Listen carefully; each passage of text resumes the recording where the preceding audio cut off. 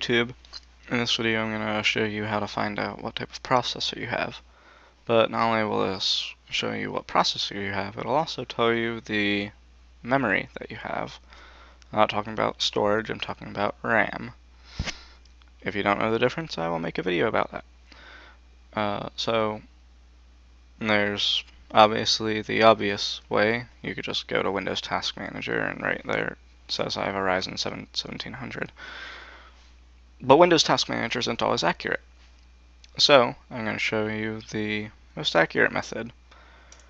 Navigate to cpuid.com, download it, install it, and well, obviously then run it.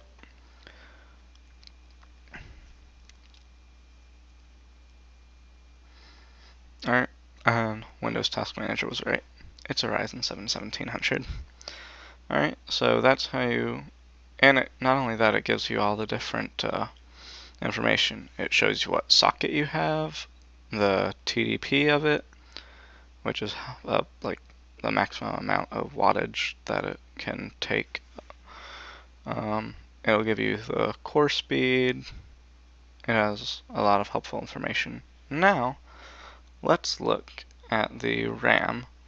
Alright, so click on SPD, and not only will it show you the name of the RAM, the timing, latency, all that kind of stuff, voltage, it'll also tell you the name of the RAM. Alright, you can see that the manufacturer was G.Skill, the part number, the bandwidth, the size of it, and I am sure most of you have multiple slots to put RAM in, and it gives you all of the available slots here. And as you can see, I have the exact same type of RAM in each slot.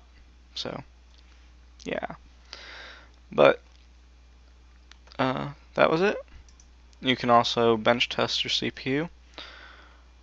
That's useful for overclocking because it also has a stress test. And in fact, this is the stress test that I ran when I was overclocking my CPU to 2.8 gigahertz, no, 3.8 gigahertz. I'd be really mad if it was only overclocked to 2.8. And I used this to stress test it for an entire night. I woke up the next day and it was working perfectly. So, yay! Overclocking is fun. So if you enjoyed this video, like it. If you didn't, dislike it, comment, tell me what I can do better, and subscribe. Thank you.